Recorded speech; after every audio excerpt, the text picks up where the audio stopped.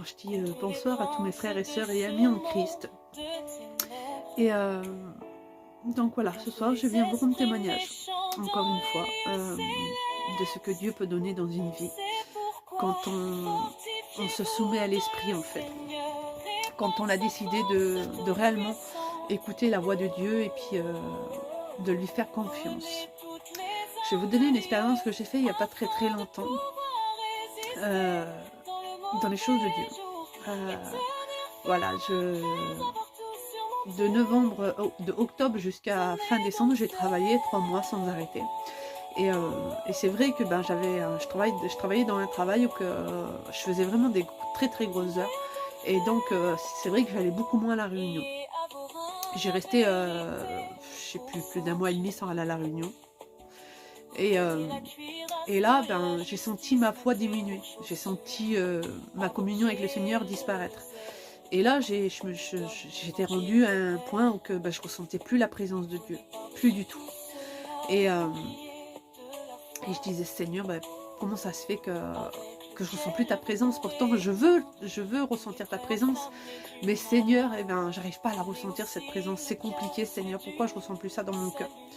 Et j'étais malheureuse, parce que ben, un enfant de Dieu, sans la présence de Dieu, sans l'amour de Dieu, on n'est plus enfant de Dieu, en fait. Et là, ben, il y a eu un rallye de jeunesse à Angoulême, j'y étais.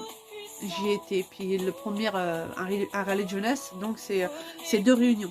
Et la première réunion, ben, le message que Dieu a donné ben, aux serviteurs, et ben, Dieu a parlé. Et le message était vraiment beau parce que ça me concernait. Ça me concernait vraiment. Et quand la réunion elle est finie, plein de jeunes s'est levés.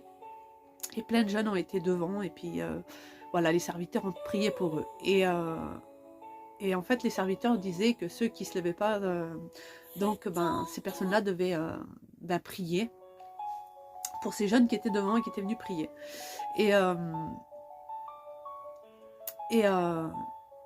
Ben moi, j'ai pas eu le courage de... J'ai pas arrivé à me mettre en prière et de prier parce que ben, en fait, j'étais dans le même état que ces jeunes qui s'étaient levés et qui étaient en miettes devant. Et c'est pas pour autant que moi, je me suis levée pour aller faire prier pour moi. Mais il y a eu une prophétie, et la prophétie, il y a eu un mot dans cette prophétie qui fait que le Seigneur a parlé à ma vie, parce que c'est le mot que j'avais dit au Seigneur. Voilà, et le Seigneur, il s'est servi de la personne qui a donné la prophétie, enfin, il a prophétisé, et c'était pour moi. Et je me suis levée, j'ai été devant, et j'ai expliqué mon cœur au serviteur. Et il a prié pour moi. Mais c'est pas pour autant que je me suis sentie mieux. Je me suis sentie un peu plus soulagée, un peu plus légère, mais c'est pas pour autant que je ressentais quand même la présence de Dieu, et que c'est pas pour autant que je faisais pas ce que je faisais, parce que je péchais pas, mais je sais pas si on peut appeler ça un péché ou pas, mais voilà, j'ai continué quand même à faire ce que je faisais, et ça a duré encore un petit moment comme ça. Et là, je me suis dit, Seigneur, faut que ça change, Seigneur. J'ai plus envie de vivre comme ça. J'ai plus envie que des anciens liens de mon passé reviennent. Et j'ai pas envie que ça perdure comme ça, parce que j'en ai marre en fait. Et j'arrivais pas à prier, j'arrivais pas à parler à Dieu. Et là, je disais au Seigneur, Seigneur, pourquoi je te ressens plus? Et j'étais malheureuse. Vraiment, j'en pleurais parce que je ressentais plus la présence de Dieu. Et un jour, j'ai vu une vidéo d'un jeune chrétien, d'un jeune garçon qui disait que quand on n'arrive plus à prier, et chanter à Dieu, ça peut aider. C'est comme si on adressait une prière au Seigneur. Et dans mon cœur, je disais, Seigneur, c'est la vérité. C'est la vérité ce que tu dis, Seigneur. Si je chante pour toi, tu le sais, j'aime chanter pour toi déjà. C'est une passion dans mon cœur, le chant pour Dieu. Alors, ce que je faisais, je chantais un cantique à Dieu. Et de ça, le Seigneur m'a redonné à prier. De ça, le Seigneur il m'a fait comprendre que dans la communion et dans l'ombre de ses ailes, c'est là qu'on est béni, c'est là qu'on est rempli du Saint-Esprit. Et plus j'avançais dans ce sens-là, et plus je commençais à sentir que le Seigneur il bénissait, et puis que la présence de Dieu revenait. Et un matin de culte, à peu près il y a 3 semaines en arrière, j'ai été au culte le matin, et c'était la première fois que je reprenais mon culte depuis ces 2 mois d'arrêt, on va dire, d'aller à la réunion. Et là, dans mon cœur, il y avait quand même ce lien qui était là, que j'arrivais pas, moi, à me défaire, en fait, et que je laissais pas Dieu faire, en fait. Et là, en fait, quand on arrivait presque à la fin de la réunion, tout le monde a prié, puis tout le monde s'est mis à parler en langue, tout le monde était rempli de l'esprit, tout le monde était rempli. toute la salle était remplie de l'esprit, tout le monde parlait en langue. Et là, tout à coup, dans ma tête, je me suis dit, Seigneur, pourquoi tout le monde est rempli de l'esprit et pourquoi moi je ressens rien? Pourquoi je te ressens pas? Pourquoi ta présence est toujours pas autant qu'avant? Pourquoi qu'elle n'est pas comme avant, Seigneur? Tu le voyais, avant je parlais en langue, avant je donnais des prophéties. Et là, ben, il n'y a plus rien, Seigneur. Et ma soeur s'est levée pour aller prier, pour faire prier pour elle, parce que bon voilà, elle passe par un moment difficile. Et elle s'est levée, elle a été faire prier pour elle. Et quand je l'ai vue, elle, devant, quand je l'ai vue à genoux, d'un seul coup, le Saint-Esprit m'est tombé dessus. Le Saint-Esprit m'est tombé dessus et le Saint-Esprit m'a rempli. Et quelque temps auparavant, bien quelque temps auparavant, j'avais fait une prière à Dieu que moi j'avais oubliée. J'avais dit, Seigneur, tu le sais, quand ça allait bien dans ma vie chrétienne, j'ai dit, Seigneur, tu le sais, j'aime le parler en langue que tu m'as donné. Mais comment j'aimerais, Seigneur, que tu changes mon parler en langue. Moi, dans mon cœur, je voulais recevoir le baptême du Saint-Esprit en hébreu. C'était comme ça dans mon cœur. Je disais, Seigneur, je le veux en hébreu. C'est tellement beau que... Mais le problème, c'est que quand nous, on donne des prophéties, on ne s'entend pas forcément. Mais voilà, c'était la prière que j'avais fait dans mon cœur. Et donc, ce fameux matin du culte, tout le monde a parlé en langue. Et puis ma soeur a été devant, elle a fait prier pour elle. Et quand j'ai vu ma soeur comme ça devant, à genoux, devant les serviteurs, devant Dieu, le Saint-Esprit m'est tombé dessus et j'ai commencé à parler en langue. J'ai commencé à être remplie de l'Esprit. Et le Seigneur m'a donné une prophétie, alors que ça faisait bien longtemps que je ne donnais plus de prophétie. Et dans mon cœur, je disais, Seigneur, ça vient de toi, ça vient réellement de toi. Et là, le Saint-Esprit a tombé d'une puissance radicale sur moi, et puis j'ai donné la prophétie. Mais je me suis vue donner la prophétie pour la première fois de ma vie. J'ai donné des prophéties, mais je ne me rappelais pas tout le temps de tout ce que je disais. Mais là, je me rappelle d'avoir donné la prophétie, et je me rappelle d'une chose, c'est que le Seigneur a changé mon parler en langue. Je sais pas quelle langue il m'a donné. Je sais pas, parce que seul lui comprend la langue qu'il nous donne. Mais la langue qu'il m'a donnée, je l'ai écoutée clairement. Et dans mon cœur, cette langue-là, je l'aime, puisque je sais pas pourquoi. Il y a des personnes qui disent, je déteste me parler en langue.